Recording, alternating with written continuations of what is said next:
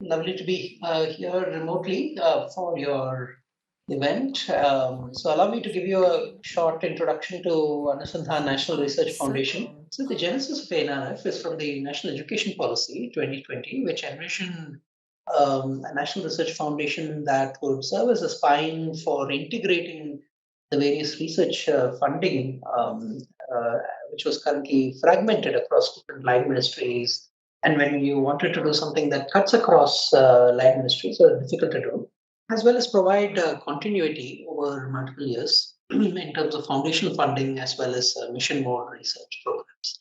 That's the goal of NRF, and also to use this as a mechanism for quickly accelerating and driving funding in various areas of vertical interest for the country. So that's the goal of NRF. And then it has as a statutory body, it has a two-tier board, the governing board and the executive council. The governing board is presided by the Honorable Prime Minister of India. The executive council is chaired by the principal scientific advisor to the government of India. And we meet quite often in the executive council almost every couple of months or so, and getting various approvals for programs and launching them, and so on and so forth. And my role is as CEO to drive the efficient administration of the foundation. Next slide, please. So ANRF is a mechanism of the government of India. I want to be very clear that we are not a policy arm of the government. So policies are done by line ministries. Whereas we are a mechanism focused on being a catalyst for the rise of India as a research and innovation powerhouse. And our primary method of catalysis is through funding. So we do a few things other than funding, but primarily we are a funding body, but we also carry a lot of gravitas as since we are chaired by the Honorable PM, and this is something which is neutral. We are also a neutral entity that cuts across various line ministries. So that neutrality, the fact that we have an apex role that integrates all stakeholders, the gravitas we have from the Honorable PM sharing our board, etc. All of these play together. And as a mechanism, we have two techniques we use. One is a patient capital mechanism called RDI, which is 1 lakh crore fund, which goes from mid TRLs for TRL4 and above. And it is only for the private sector. It's not a grant program. And it is something which ANRF does not allocate directly. We are more like a Reserve Bank of India for RDI. And what that means is you don't go to the Reserve Bank of India for a home loan. You go to a commercial bank like HDFC or SBI and so on, State Bank of India and so on. And those entities are intermediaries who create financial products, in this case a loan. Right? So similarly, our RDI as a fund, we are the top level custodian. Then we give out capital to intermediaries, second level fund managers. We have a money multiplier in that process. And then overall, ultimately, they in turn further invest downward. So that's how RDI works. So the grant program, however, ANRF Core, is something which we manage directly. So here we allocate the capital, and that again I'll give you more details of that. But it's a combination of foundational transformation, how to drive foundational research much better, as well as how to drive mission mode or more targeted research programs. And we also how to integrate private partnerships or non-governmental partnerships in this whole endeavor. That's the general approach. Over time, we could potentially do other special purpose funds for various other purposes. But right now, this is the general structure. But you would expect ANRF to use the grant mechanisms for with line ministries as part of mission mode programs and other things. Just that changes. What changes is the nature of source of the funds and what we do with it, etc. Next slide, please. So the central government sort of allocates capital into NRF through either a grant or a loan mechanism. And the grants go into our funds like NRF Fund, Innovation Fund, Science and Engineering Research Fund, and so on. The RDI is a loan, which is instantiated as a special purpose fund of ANRF, the RDIF, which is managed by a dedicated professional team that has been put in place. And then the second level fund managers get the anchor capital through structures like AIFs, Alternate Investment Fund, DFIs, FROs, focused research organizations, or deep tech fund of funds as well. And these in turn further invest into final grantees or investees, I would say, So they are the ones who where the particular instruments are some combination of loans, debt, equity, hybrid, etc. Okay, and these entities can be the small entities like startups, or they can be large entities as well. So all of these are possible. They just have to be management controlled by Indian resident entity. Next slide, please. So ANRF's grant program has both a broad-based element to it, which is similar to the National Science Foundation, or a vertical element to it, which is specifically in specific areas. Think of it more like DARPA and ARPA-E, etc. So these, therefore, we do it in a mission mode. We are also introducing the idea of challenges, which can be specific, well-defined problems that can be driven those areas, etc. And then we drive accelerated translation into either economic impact or societal impact through these programs. And so there can be industry academic collaborations. All these are also part of our vertical approach. And one of the key parts of our whole approach is to include industry partners and other partners like foundation, CSR, etc., in various stages throughout our. So, so many of our programs are open for co-funding, and we invite partners to come in to co-fund. This broadens the base of support that we can offer to our investees. Next slide, please. So another way to look at this is the horizontal is more like a foundation of like a building, an acropolis, if you can say, look at the analogy, and then vertical is more directed approach, which is almost like pillars, as well as it provides acceleration from early stage TRL2 to TRL6.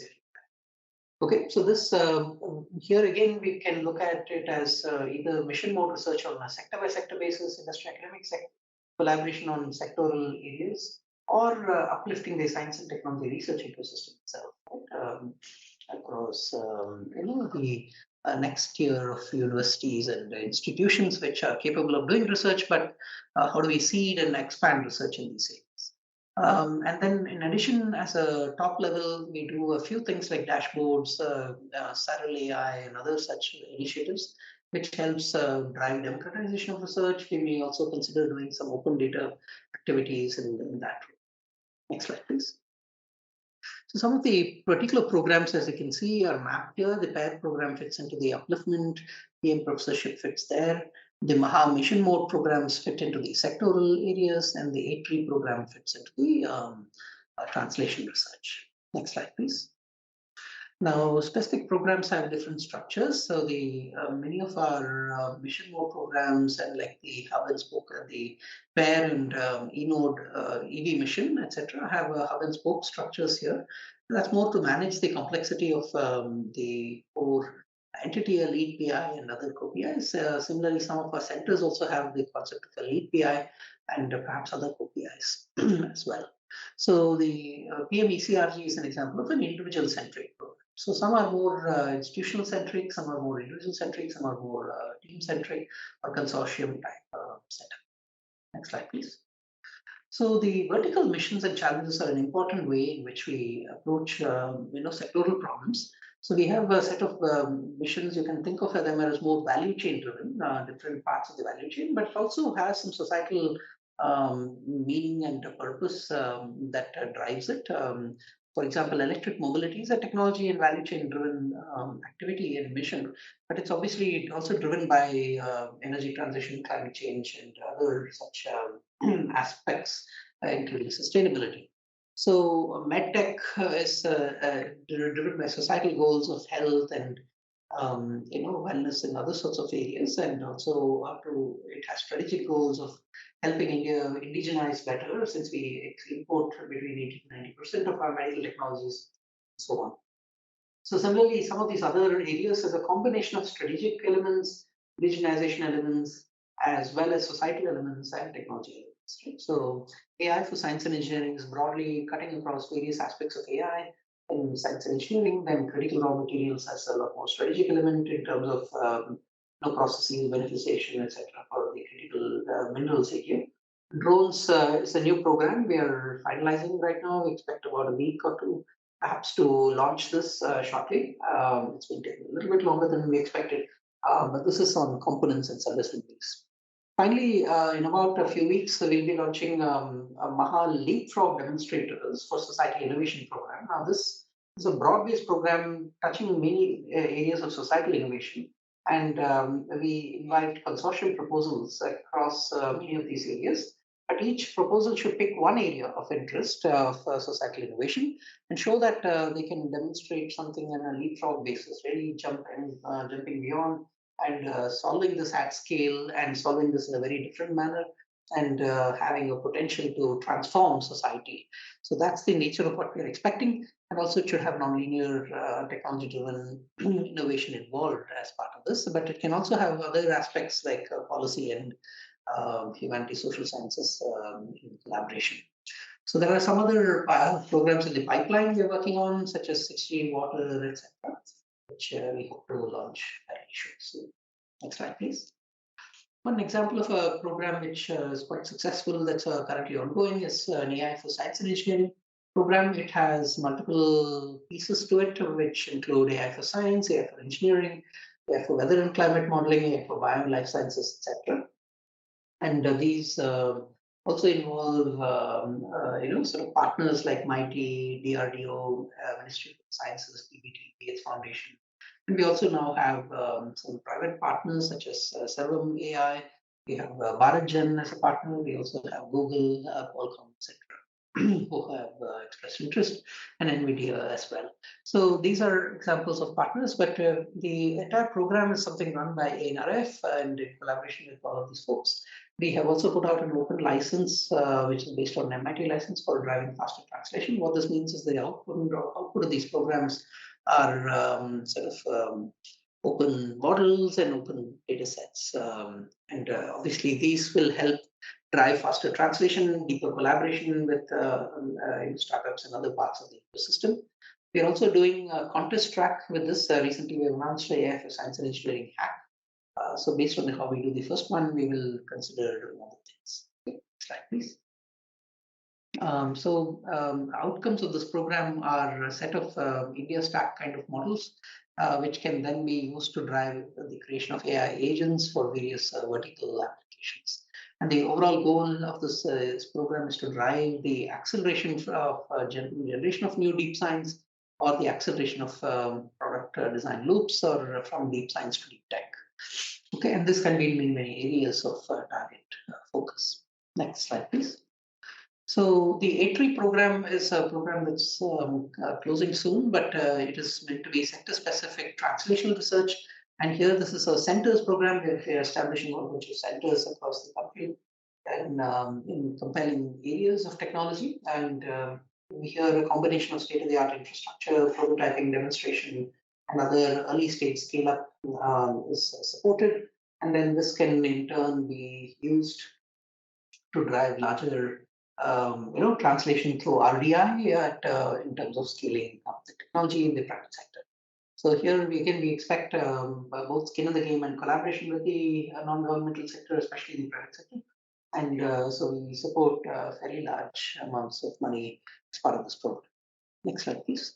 In terms of partnerships, we do different types of partnerships. So partners who are non-government entities can, whether they are foundations or companies, CSR, etc., can partner with individual grantees of ANRF either before the fact or after the fact. Mostly, we expect them to show up as part of the pre-proposals and then later expand further in full proposals.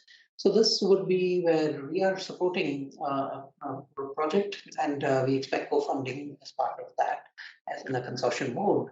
So here, ANRF would be aggregating the rest of government of India for this. This is called a bottom-up partnership at a project level, right, with any entity. So now the other part is a top-down partnership where we may be aggregating non-governmental partners at a much larger scale. So an entity or a foundation which may want to contribute of the order of 100 crores or $10 million or thereabouts at minimum. Okay, so can consider partnering with the ANRF in a top-down manner, which we then map to our various programs, and then that money goes to our grantees and so on. So this could be some combination where we have a combination of top-down and bottom-up partnerships that are possible. And so this is the way in which we are building our partnerships. Next slide, please.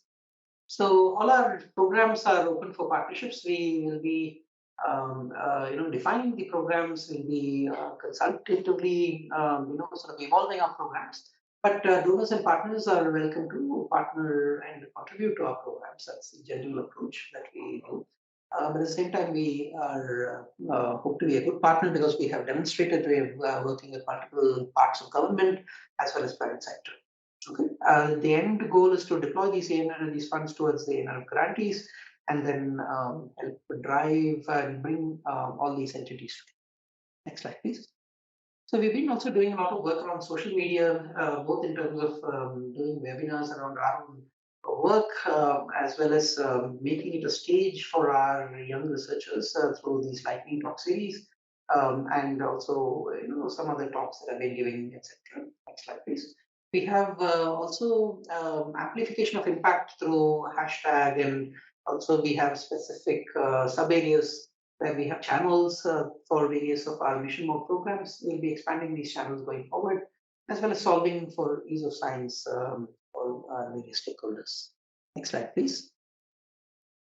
One other initiative that is quite popular, which we are accelerating now, is the Saral AI, which is an open source project that we are supporting. And this one is to help demystify and make research content accessible, and from publications to videos, podcasts, multiple languages, posters, presentations, etc. And these can be ultimately linked into research workflows. And as part of broadly introducing AI in various parts of our activities, we'll be doing many more things in partnership with the Saral project. This is complemented ultimately by what we may consider doing around open science publishing and some other community platform, etc. We are also supporting this for patents and acceleration of the technology transfer landscape. So again, watch out for the space where we will be using these as tools for the larger goals. Next slide, please.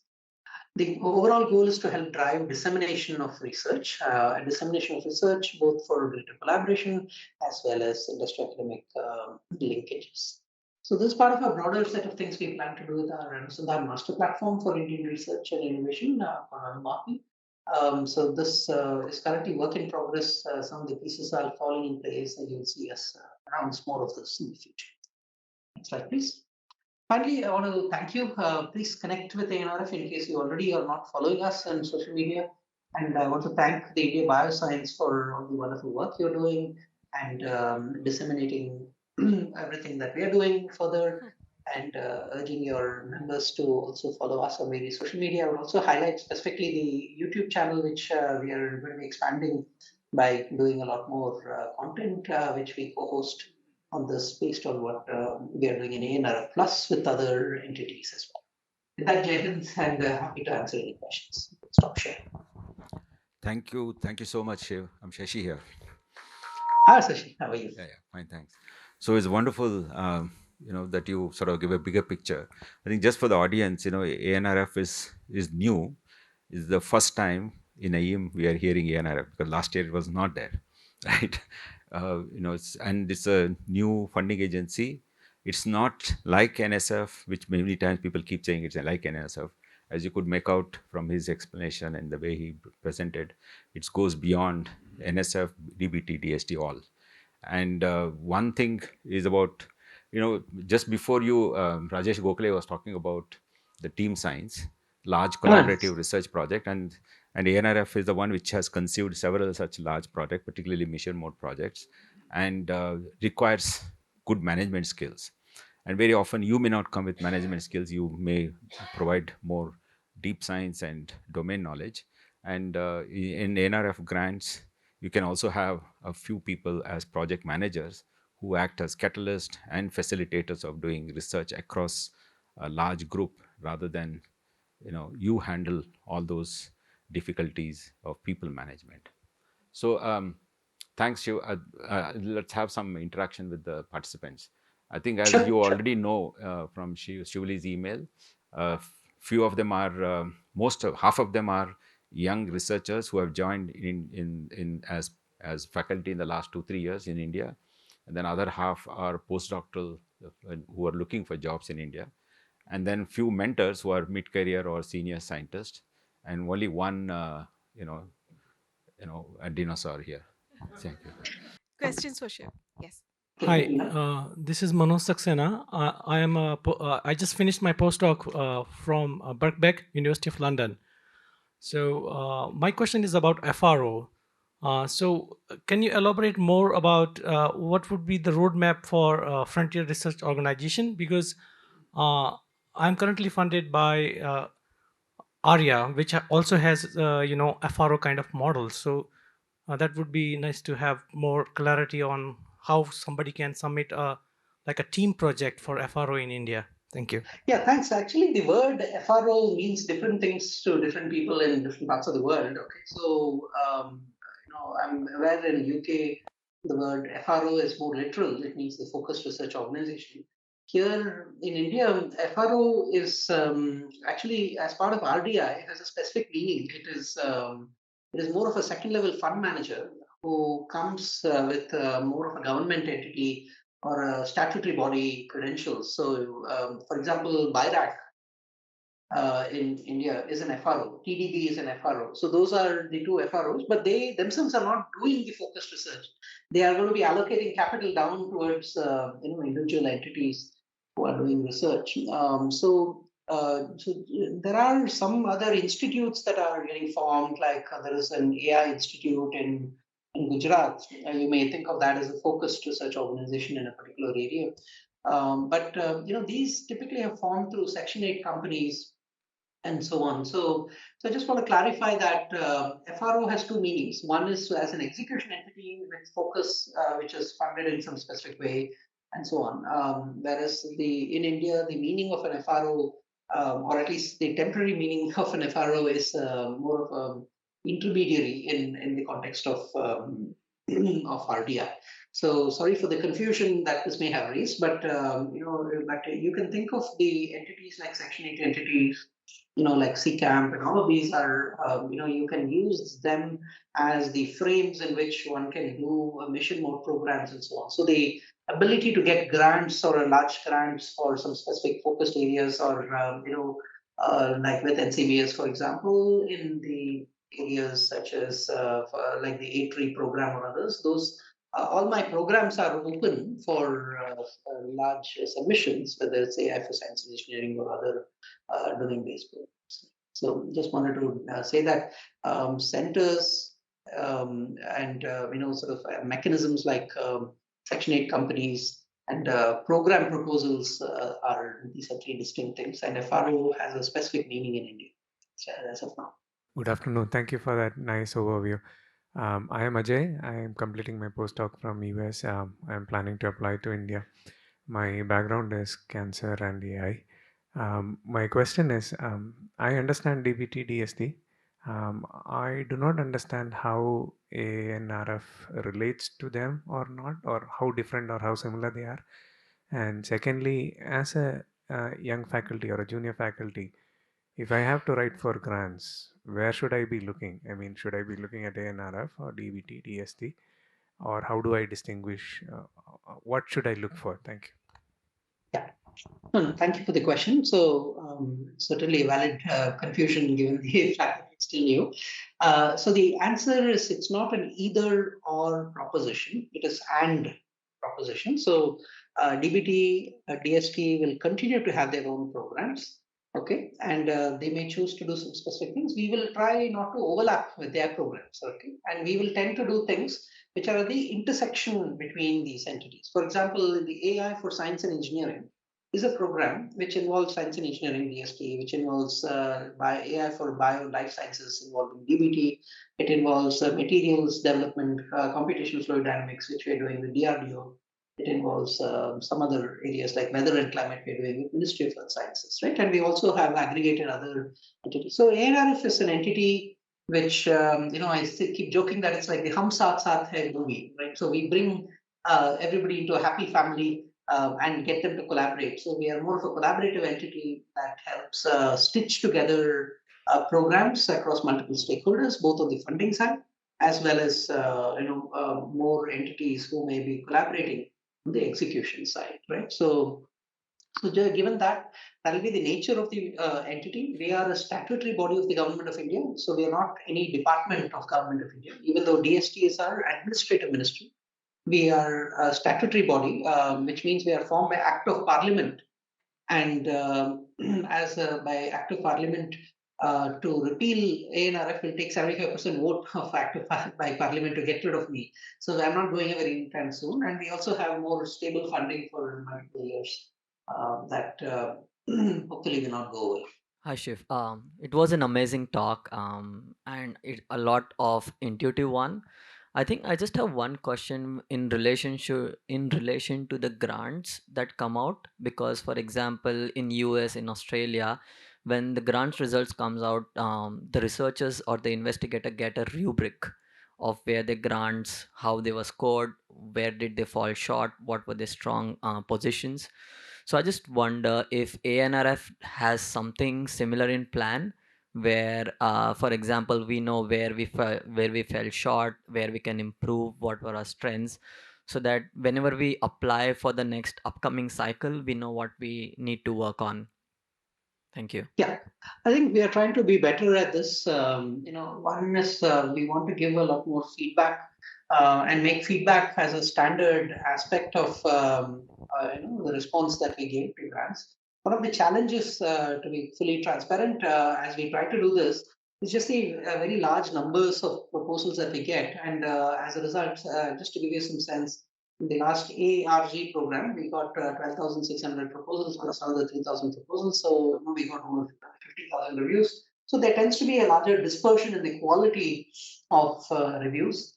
And whether it's good, bad, or ugly, we do send it. Okay, but you have to understand that the country is maturing in terms of the quality of feedback. And while we do lots of checks and balances in terms of quality and in terms of the further onward sort of scrutiny by committees in terms of how we choose. This quality of feedback is something we are still grappling with as an organization. So this will be a continuing work in progress. We hope to use AI in a responsible way as part of the thing, but with the proviso that AI will not decide on the proposals. Okay, AI will be it will help humans decide. That's the commitment I can give. We want to make humans more effective. We want to make humans more productive, and we want to reduce the biases that humans may bring to the table, and also increase the quality of reviews. So that's the general purpose. But we are carefully working on this with a lot of pilots and so on. But we will be using AI to scale up, some of the operations that. Thanks, Shiv. Can we take one more question? Yeah, this is question come curiosity. When few years before I was finishing my postdoctorate and looking for positions in India, that time I thought to apply for Ramanujan Fellowship. Now also there is a going on program Ramanujan, Ramalingam, Inspire faculties. So when I consult with multiple senior professors and new faculties, everybody suggested me don't apply. It was like a surprise for me because it's a 5 years huge funding, independence grant. But most of the people said, what after that? It's like a big question. When you are a new faculty, you have pressure, there is a huge competition, there is expectations. At the same time, you don't have permanent position. So people told, don't put yourself into that trap. People are calling it trap. So as a ANRF, you guys are doing really good, more than expected, I will say. Especially thank you to you because I am following you on LinkedIn, your post, everything is like on time. So this is incredible work you are doing. Is there anything in future ANRF is thinking for inspired DBT Ramanujan or Ramalinga Swami? Yeah. So let me just clarify a couple of things. One is that the different programs you mentioned, only one of them is run by ANRF. Ramanujan Fellowship is run by ANRF. We also run the National Postdoctoral Fellowship, NPDF. Okay. And we have other things like JC Bose at the senior level and so on. We do not run the Ramalinga Swami Fellowship. That is run by DBT. And the Inspire is a DST program. Okay.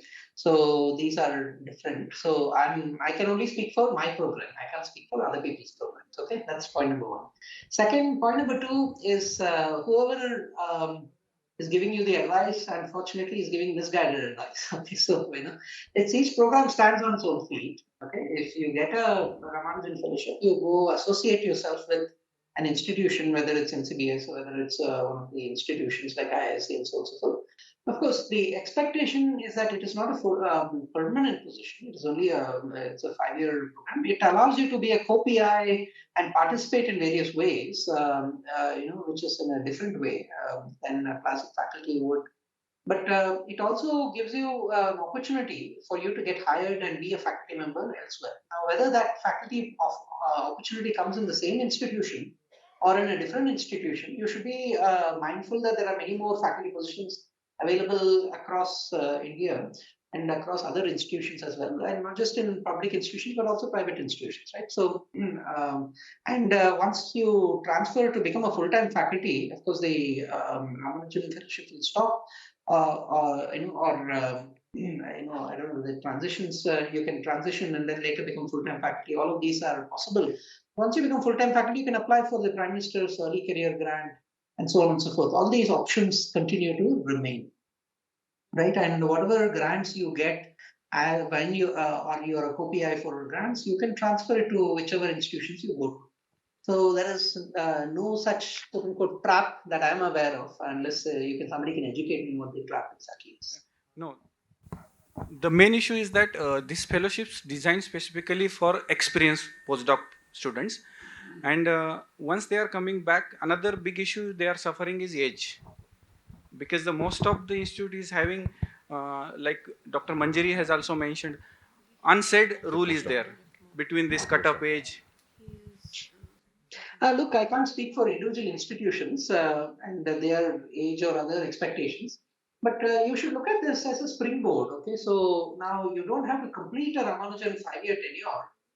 You could use that as a springboard and then use that to obtain but you may also want to figure out where you want to do your Ramanujan, etc. You could do it in a different institution while still collaborating with others and so on and so forth. Right? See, those options are all available to a Ramanujan fellow depending upon how they choose to use it. Okay? Yeah. So think of it as one of the various tools of possibilities that we provide. Yeah. So thanks, Shiv, for that. So we have a separate session to discuss some of these fellowships, right? Each one has its own, trajectory, purpose, mission, and you have to look at from the national perspective.